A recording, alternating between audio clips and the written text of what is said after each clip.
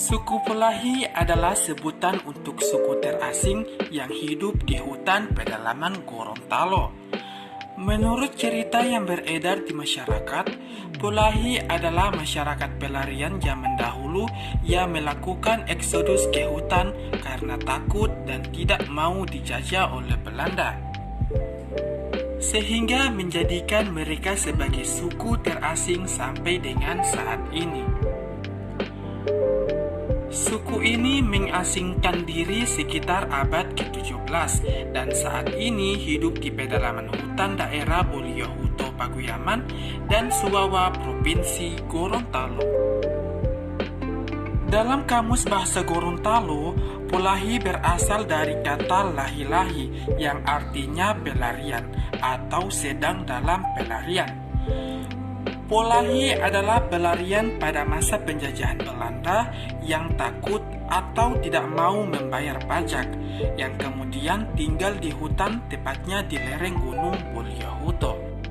Menurut catatan sejarah, suku Polahi merupakan warga Gorontalo yang pada masa penjajahan Belanda dulu melarikan diri ke hutan, yang dikarenakan oleh pemimpin mereka waktu itu tidak mau ditindas oleh penjajah. Oleh karena itu, orang Gorontalo menyebut mereka dengan sebutan Polahi, yang artinya pelarian.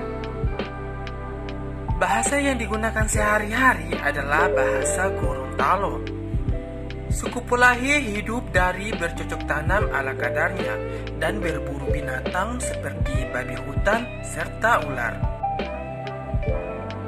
Orang Polahi sangat terbelakang, tidak hanya karena keterpencilan dan tidak mempunyai pendidikan formal, bahkan dalam kebudayaan suku Polahi tidak mengenal hitung-hitungan dan tidak tahu umur dan tahun lahir mereka.